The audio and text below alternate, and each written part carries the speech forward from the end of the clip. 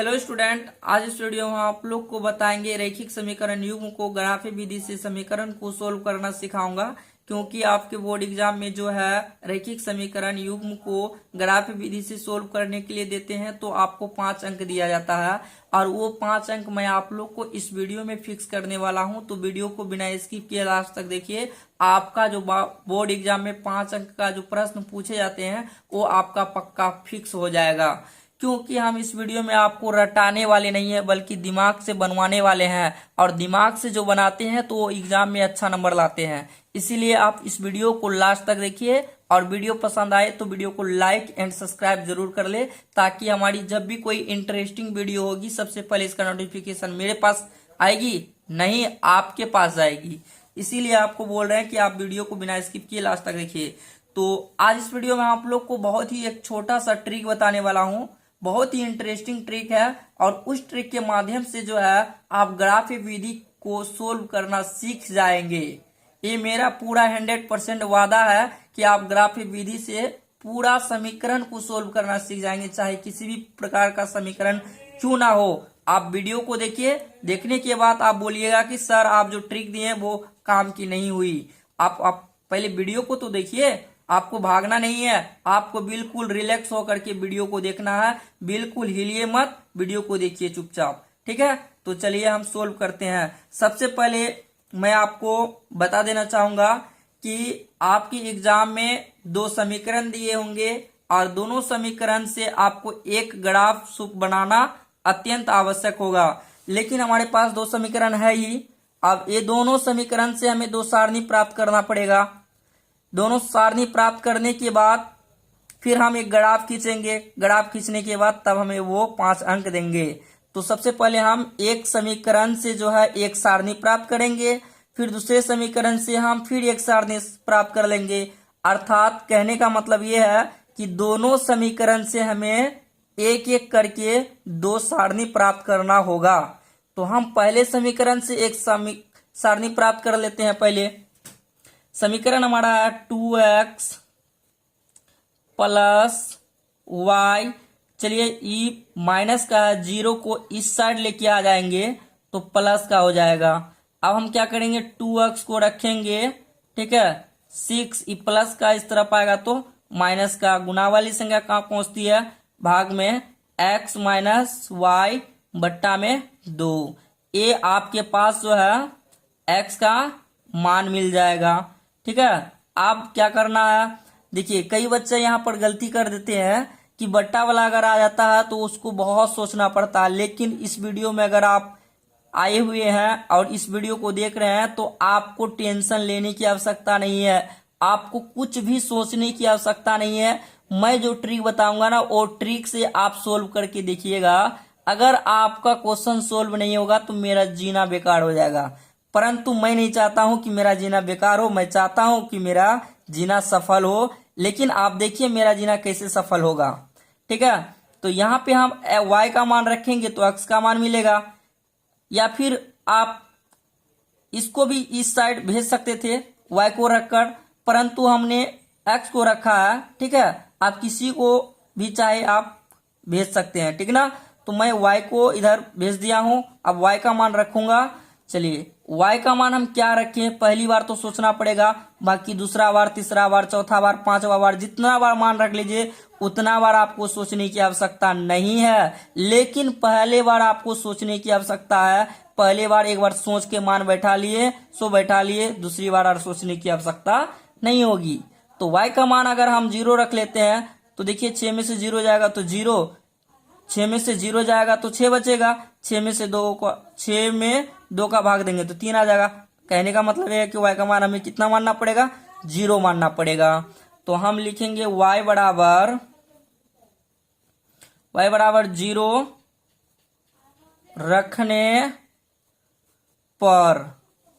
तो यहाँ पे क्या होगा, x बराबर 6 माइनस वाई बट्टा में 2, x बराबर 6 माइनस वाई का मान 0 बट्टे में 2। देखिए 6 में से 0 जाएगा तो 6 बचेगा, 6 में 2 का भाग देंगे तो 3। x का मान कितना मिल गया, 3 मिल गया। तो हम यहाँ पर एक सारणी बना लेते हैं। इस साइड में हम सारणी बनाएंगे, ठीक ना। इस साइड में हम सारणी बना लेंगे स्केल की सहायता से। अगर आपके पास स्केल हो तो आप भी स्केल की सहायता से बना सकते हैं। तो मैं यहाँ पर स्केल की सहायता से बनाऊंगा, ठीक है, ताकि हमारा सारणी थोड़ा अच्छा बने। तो हम अच्छा बनाने के लिए हम इस स्केल का इस्तेमाल कर रहे हैं। तो आप भी अब इस्तेमाल कर सकते हैं स्केल का। तो यहाँ पे हम जो है मान x का 3 रखने वाले हैं। x के कितने मान रखेंगे? 3 मान रखेंगे। इसीलिए हम 3 गो इसका जो छोटा छोटा डब्बा है वो 3 गो बना लेंगे। यहाँ लिखेंगे x, यहाँ लिखेंगे y। समीकरण 1 के लिए है, ये समीकरण 1 के लिए सारणी बनाई गई है, ठीक है। समीकरण 1 के लिए सारणी बनाई गई है। तो देखिए यहाँ पे हम क्या किए थे, y का मान 0 रखे थे, तो हमें x का मान कितना मिला? 3 मिला। अब हम यहाँ पर लिख देंगे y का मान जब हमने 0 माना था तो x का मान हमें 3 मिला। तो यहाँ पर हमने लिख दिया। अब हम क्या करेंगे, अब हमको सोचने की आवश्यकता नहीं है, 0 और इस 2 को जोड़ेंगे। अगर यहाँ संख्या भी होती ना तो संख्या को जोड़ देते और यहाँ पर हम y की जगह रख देते, इसका मान कंप्लीट मान मिलता, बट्टा वाला मान नहीं मिलता, ठीक ना। फिलहाल हमारे पास यहाँ 0 है, इसीलिए 0 और 2 को जोड़ देंगे तो क्या होगा? 2 होगा। तो y का मान हमें अभी कितना रखना है? 2 रखना है। तो यहाँ हम लिख देंगे y बराबर 2 रखने पर। तो समीकरण हमारा क्या है? x बराबर 6 माइनस y बट्टा में 2। अब देखिए यहाँ हम आगे सोल्व कर लेते हैं। तो यहाँ हो जाएगा x बराबर 6 माइनस y का मान कितना रखेंगे? 2 बट्टा में कितना है? 2। x बराबर 6 में से 2 जाएगा तो 4 और बट्टा में 2 है तो 2, 4 में से 2 का भाग देंगे तो हमें भागफल कितना मिलेगा? 2 मिल जाएगा। कितना मिलेगा? 2 मिल जाएगा। तो इस तरीके से हम y का मान प्राप्त कर सकते हैं, x का मान प्राप्त कर सकते हैं। y का मान रखे तो x का मान मिल गया। तो देखिए y का मान हम कितना रखे थे? 2 रखे थे। तो x का मान हमें कितना मिला? तो 2 मिला। मिल गया ना। अब हमें एक मान और रखना है। तो एक मान रखने के लिए हम क्या करेंगे मालूम है? इधर हम सोल्व करेंगे क्वेश्चन को। तो यहाँ पे हम लिखेंगे y बराबर कितना रखेंगे? थोड़ा सा आप सोच लीजिए y का मान कितना रखना है। यहाँ पे कितना रखे हैं? y का मान 2 रखे हैं। तो 2 और इस नीचे वाले 2 को जोड़ेंगे। 2 और 2 कितना हुआ? 4। इसका मतलब y का मान हमें कितना रखना पड़ेगा? 4 रखना पड़ेगा। तो लिखेंगे y बराबर 4 रखने पर।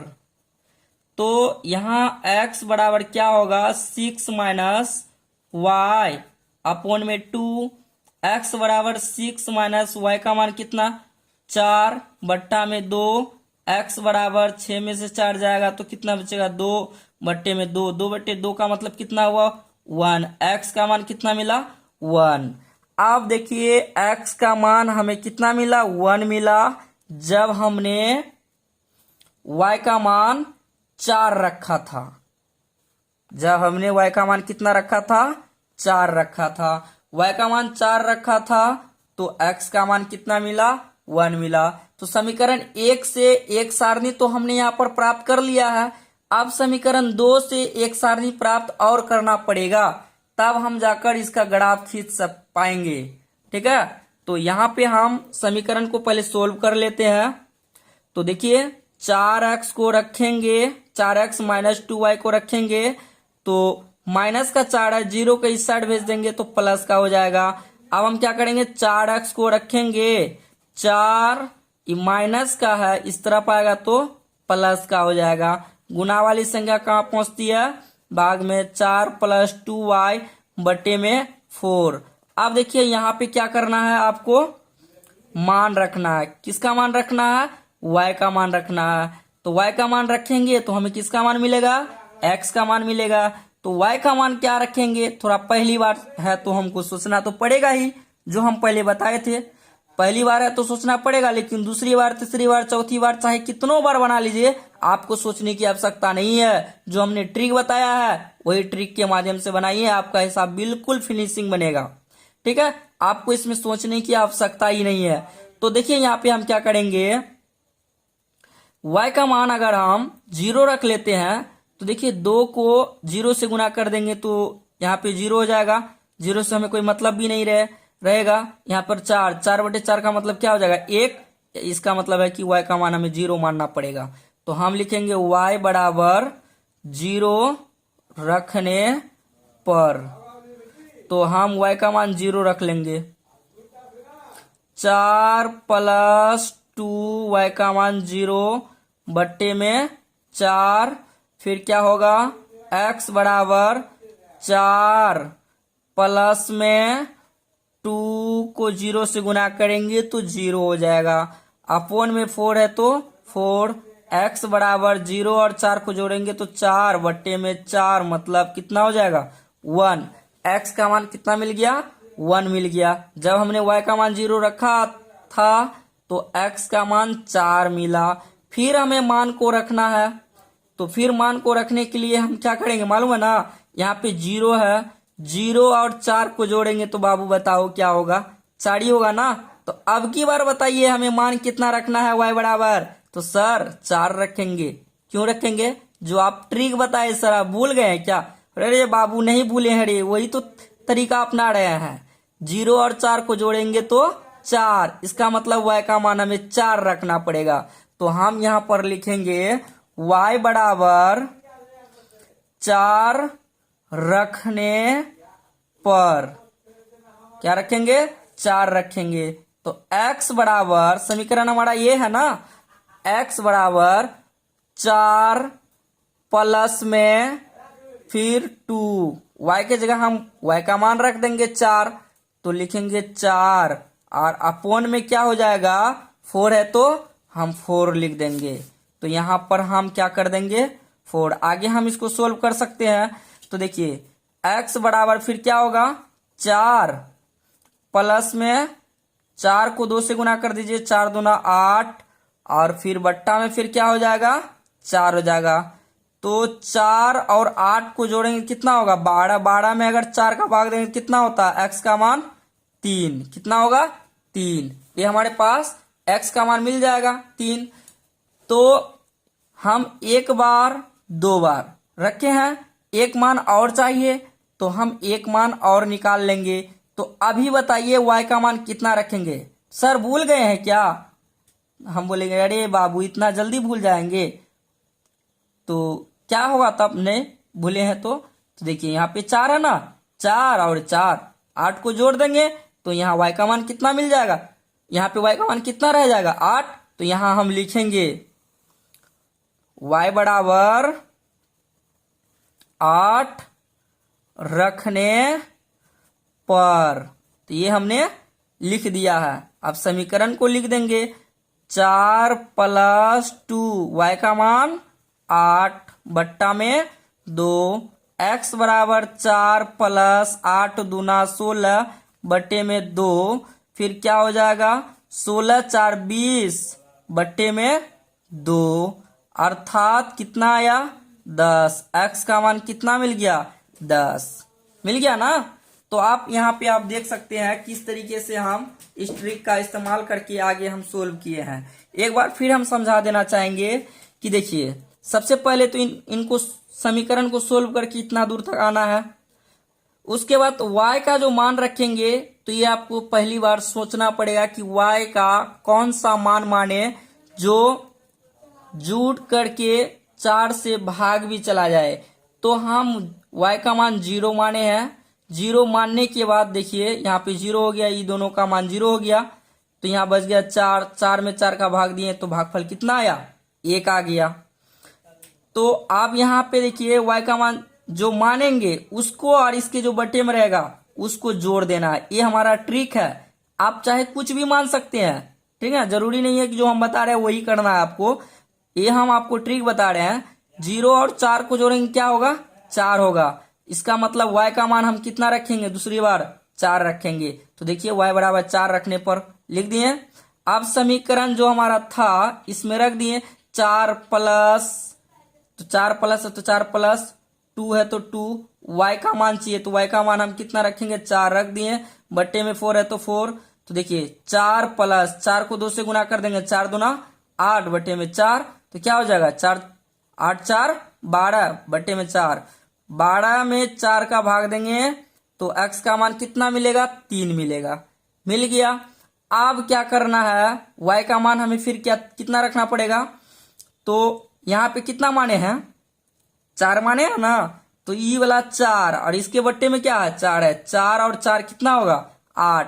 इसका मतलब y का मान अभी जो रखेंगे हम वो 8 रखेंगे, इसीलिए यहाँ पर हमने लिख दिया y बराबर 8 रखने पर। अब समीकरण हमारा क्या था, यही था ना, x बराबर 4 प्लस 2y बट्टे में 4, तो ये हमने यहाँ पर लिख दिया 4 प्लस 2y की जगह हम 8 रख दिए, बट्टे में 2 है तो, अरे यार बट्टे में 4 है तो हम 4 ना रखेंगे, ये थोड़ी सी बाय मिस्टेक हो गई है, तो चलिए यहाँ पर हम सोल्व कर लेते हैं। ठीक है, तो यहाँ देख लीजिए x बराबर क्या है 4 प्लस 2y बट्टे में 4, x बराबर 4 प्लस 2y का मान कितना रखेंगे 8 रखेंगे। ठीक है, बट्टे में 4 है तो 4, x बराबर 4 प्लस 8 दूना 16 बट्टे में 4। ठीक है, ये हमने यहाँ पर सोल्व कर दिया है। आप देखिए यहाँ क्या होगा, 16 4 20 बट्टे में 4, अर्थात x का मान कितना मिलेगा 5, x का मान 5 मिला।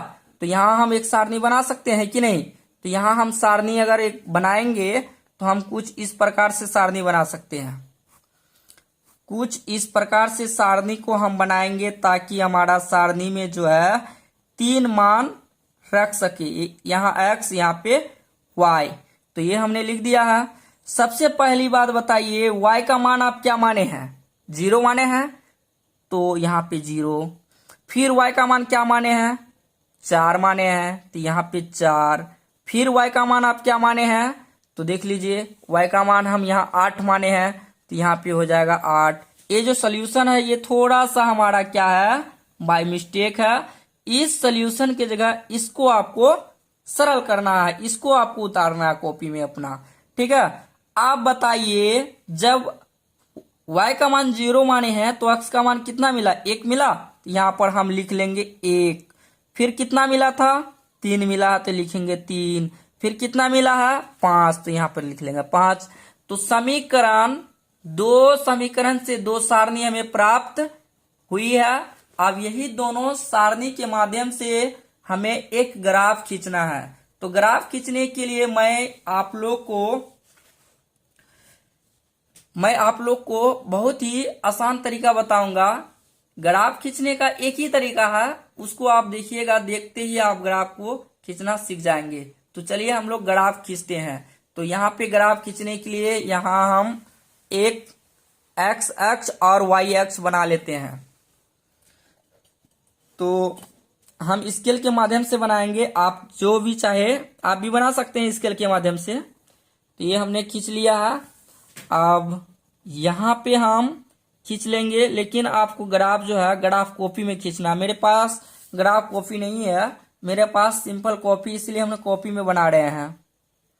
यहाँ पे लिख देंगे ए होता है हमेशा एक्स अक्ष, कौन होता है, ए एक्स अक्ष होता है, और ए एक्स डैश होता है, ए वाई अक्ष होता है।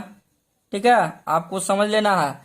और ए जो होता है वाई डैश होता है, यहां पर आपको दिखाई देता होगा। अब देखिए यहां हम क्या करेंगे, मान बैठा देंगे। यहाँ पे एक रेखा, 2 रेखा, यानी 2 रेखा जिस बिंदु पर प्रतिच्छेद करती है, जिस बिंदु पर काटती है, उस बिंदु का नाम जानते हैं क्या है, मूल बिंदु। और मूल बिंदु का निर्देशांक हमेशा 0,0 होता है। एग्जाम में कभी कभी एक नंबर का प्रश्न पूछ लिया जाता है कि 2 रेखा जिस बिंदु पर प्रतिच्छेद करती है उस बिंदु का नाम क्या है, तो आपको बताना मूल बिंदु। और मूल बिंदु का निर्देशांक क्या होता है, ये भी कभी कभी पूछ लिया जाता है। तो मूल बिंदु का निर्देशांक 0,0 होता है, इसीलिए यहाँ पर हम 0 लिख सकते हैं। अब देखिए ग्राफ कॉपी में जो है ना छोटी छोटी लाइन होगी, एक जैसे एक दे देते हैं, यहाँ पे एक दे दिए, एक के बाद छोटी छोटी 10 लाइनें होगी, लेकिन मेरे पास कॉपी है इसलिए 10 लाइन नहीं है। तो यहाँ पे 2 लिख देंगे, यहाँ पे 3 लिख देंगे, यहाँ पे 4 लिख देंगे, यहाँ पे 5 लिख देंगे, यहाँ पे 6 लिख देंगे, यहाँ पे 7 लिख देंगे, यहाँ पे 8 लिख देंगे।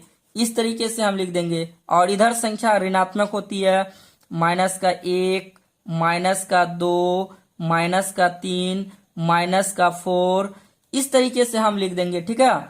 और यहाँ पर भी -1, -2, -3, -4, -5 इस तरीके से लिखेंगे। यहाँ पे 1 प्लस धनात्मक संख्या होगी 2, 3, 4, 5, 6, 7, 8 इस तरीके से हम लिख देंगे।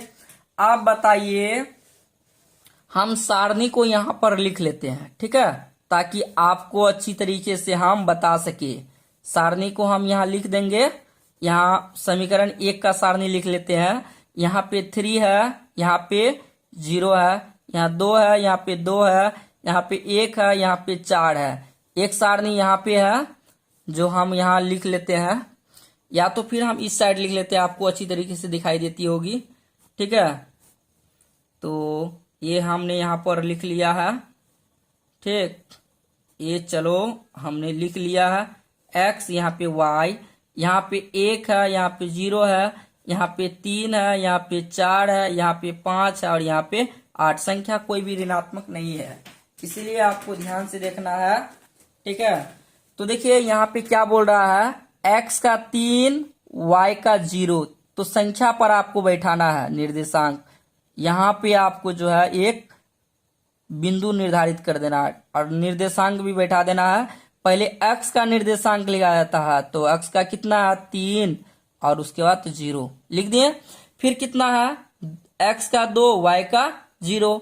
तो x का 2, y का भी कितना है 2। इसके सीधे चले जाइए, यहाँ पे आएगा, ये यहाँ पे इस तरीके से मिलेगा। तो यहाँ आपको बैठा देना है, 2,2 हो जाएगा। फिर यहाँ पे कितना है 1, उसके बाद फिर कितना है 4, यानी x का 1, y का 4।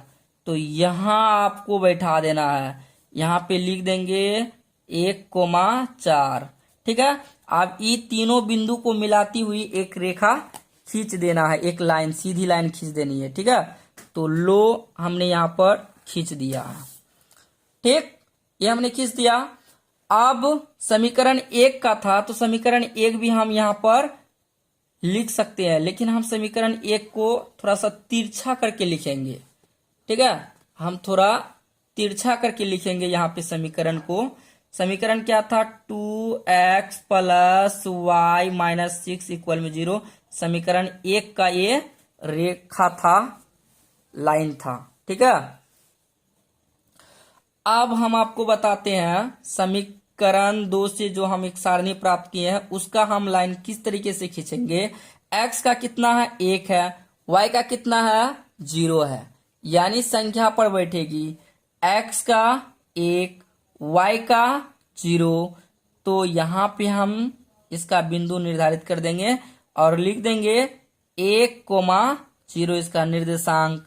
फिर x का 3, y का 4, x का 3 फिर y का 4, x का 3 y का 4 यहाँ बैठ जाएगा इसका, इस तरीके से यहाँ आ जाएगा इसका निर्देशांक। तो यहाँ लिख देंगे कितना हो जाएगा 3,4 हो जाएगा।